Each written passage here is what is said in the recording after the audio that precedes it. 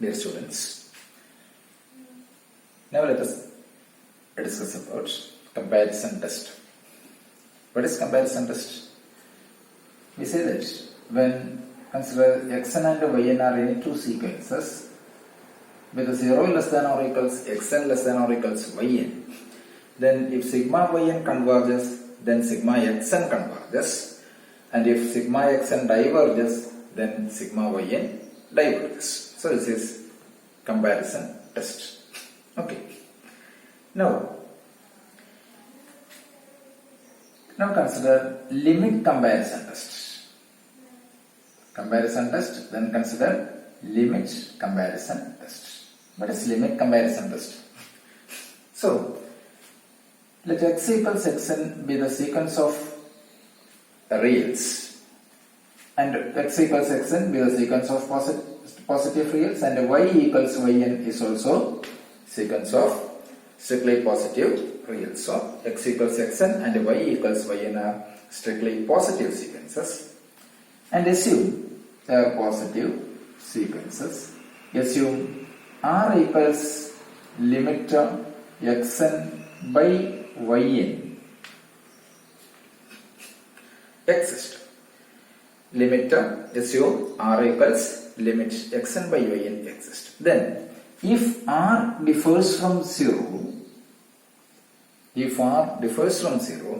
sigma xn converges implies sigma yn converges. Sigma xn converges if and only if sigma yn converges.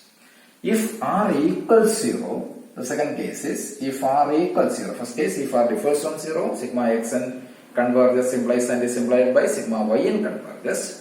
If r equals 0, then sigma yn converges.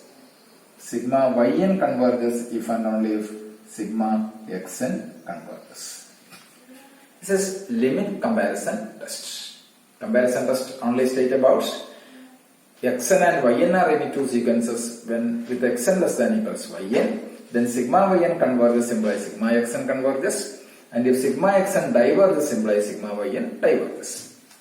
But limit comparison test is let r is limit of xn by yn, where xn and yn are strictly positive sequences. Then if r differs from 0, sigma xn converges if and only if sigma yn converges. If r equals 0, sigma yn converges if and only if sigma xn converges. So how? This proof is, come to the proof.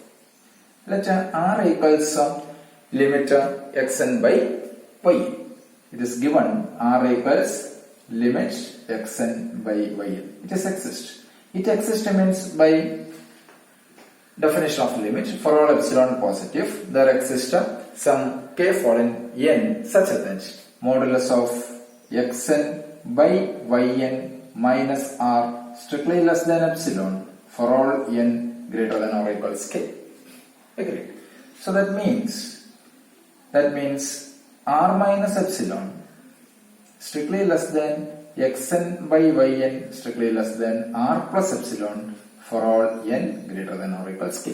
Minus epsilon less than xn by yn minus r less than epsilon. So it is r minus epsilon less than xn by yn less than r plus epsilon. Agreed. Put r equals epsilon by 2.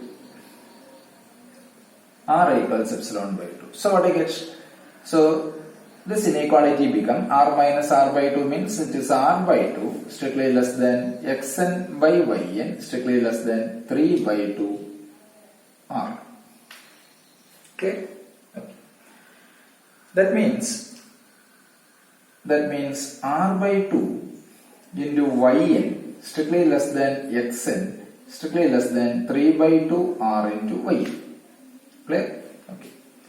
Now consider the first inequality. Consider r by 2 yn strictly less than xn.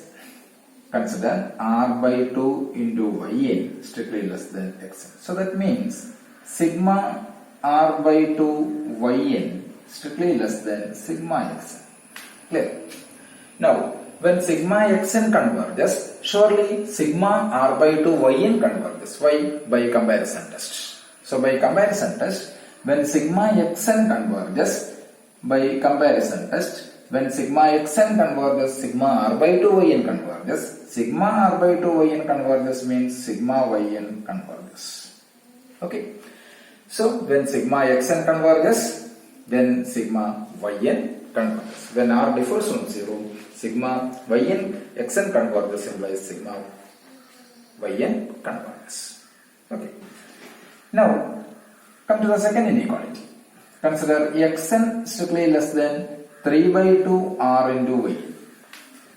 So consider this inequality. That means sigma xn strictly less than sigma 3 by 2 r into y. Sigma xn strictly less than sigma 3 by 2 r into y. Then suppose sigma yn converges. If sigma yn converges, then sigma 3 by 2 r yn also converges. Okay. If sigma yn converges, then sigma 3 by 2 r yn converges. Sigma 3 by 2 r yn converges, then by comparison test we have sigma xn converges. Okay. So from here, when sigma xn converges, sigma yn converges. The first inequality shows that by using comparison test, when sigma xn converges, sigma yn converges. Second inequality shows that when sigma yn converges, sigma xn converges. So combinedly, when sigma xn converges, if and only if sigma yn converges when r differs from 0. Okay, so first one is finished. Now suppose r equals 0. What happens here? Come to the second case. When r equals 0. When r equals 0 means, when r equals 0, if r equals 0, means limit xn by yn equals 0.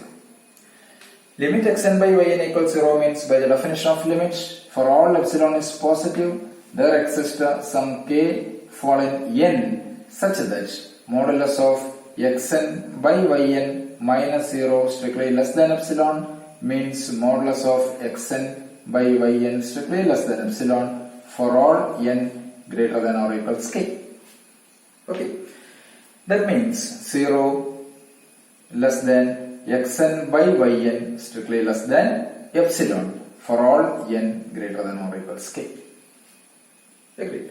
So that means 0 less than xn strictly less than epsilon into yn. Put epsilon equals 1. Put epsilon equals 1. So it is 0 less than xn less than y.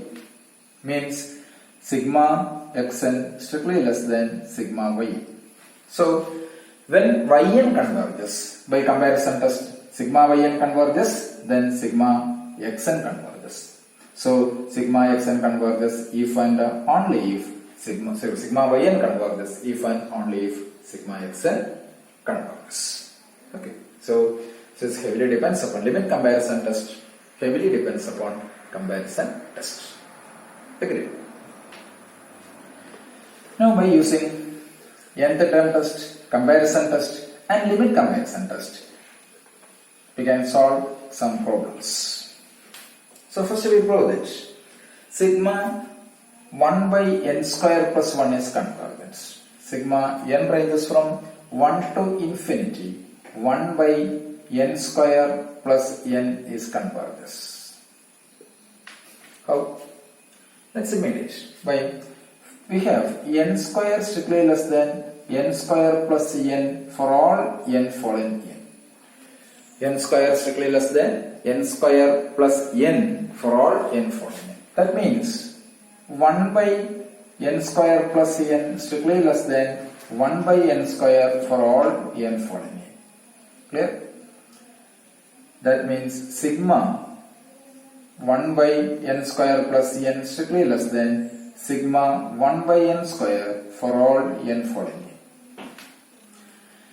But what is sigma 1 by n square? We already proved that by the power series test, that is power p test, sigma 1 by n power p converges if p greater than or if p greater than 1. If p greater than 1. Diverges if p less than or equals 1. So according to this result, sigma 1 by n square converges. Sigma 1 by n square converges, then by comparison test, sigma 1 by n square plus n also converges. Clear? So then we prove that sigma 1 by n square plus n is always converges. What about sigma 1 by n square minus n plus 1?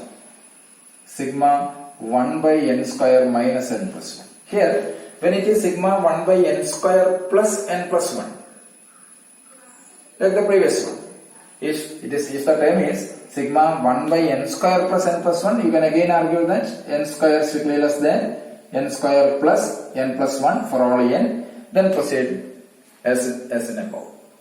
But here n square minus n plus 1, n square minus n plus 1. So we cannot be say that n square strictly less than n square minus n plus 1. That is need not be true. So how to prove this one? So for let xn equals, here again n ranges from 1 by infinity. Let xn equals 1 by n square minus n plus 1. Let yn equals 1 by n square. So what about xn by yn? Xn by yn equals n square by n square minus n plus 1. You can divide throughout by this n square. So what you get? 1 by 1 minus 1 by n plus 1 by n square. Dividing or n square is commonly taken outside and cancelling. So it is 1 by 1 minus 1 by n plus 1 by n square. Therefore, limit xn by yn. Limit xn by yn equals limit of 1 by 1 minus 1 by n plus 1 by n square, that is 1. Right side limit is 1. So limit xn by yn equals 1, so it is differs from 0. Okay. So limit xn by yn equals r. When r differs from 0, then by limit comparison test, sigma xn converges implies and is implied by sigma yn converges. Sigma xn converges when r differs from 0, then by limit comparison test, sigma xn converges if and only if sigma yn converges. Okay. So here what is implies and is on sigma yn converges. But what is sigma yn? What is yn? 1 by n square. So what is sigma yn? Sigma yn equals sigma 1 by n square, comma, converges. Then by limit comparison test, yn equals sigma 1 by n square converges. So by limit comparison test, here sigma xn converges. What is sigma xn? That is sigma 1 by n square minus n plus 1 converges. Okay.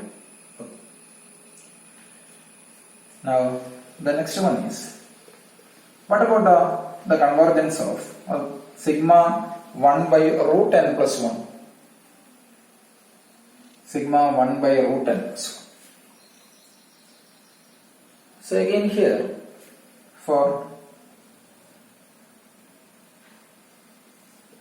let xn equals 1 by root n plus 1, comma, yn equals 1 by root n. Clear? So what about xn by yn? Or limit of xn by yn? Limit xn by yn equals limit xn means 1 by root n plus 1 by yn means 1 by root n. That equals limit root n by root n plus 1. So when n tends to infinity, it is cancelling each other, taking commonly root n. So equals 1. That means limit xn by yn equals 1 differs from 0. 1 differs from 0. So by limit comparison test, when sigma xn converges, if and only if sigma yn converges. But what is sigma yn? Here sigma yn equals sigma 1 by root n. What is sigma 1 by n?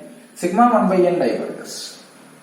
We know that sigma 1 by n power p, which diverges if p less than or equals 1. So instead of P, here it is 1 by 2, here P is 1 by 2, so sigma 1 by root n diverges by power 6 and by P test. Sigma yn diverges, so by limit comparison test, clearly sigma xn diverges. That means sigma 1 by root n plus 1 diverges. Okay. What about sigma 1 by n factorial? Sigma 1 by n factorial. Is it converge or diverges? Sigma 1 by n factorial with the n ranges from 1 to infinity. Sigma 1 by n factorial. So we know that n square always less than n factorial. When n is 1, 1 less than or equals. When n equals 2, 4 square. 2 square, 4. That is true for only n greater than or equals 4. Okay. So n square strictly less than n factorial, that happens only when for all n greater than or equals 4. When n equals 4, 16, what is 4 factorial? 4 into 3 into 12, 24. Clear? So n square less than n factorial for all n greater than or equals 4. Therefore, 1 by n factorial strictly less than 1 by n square.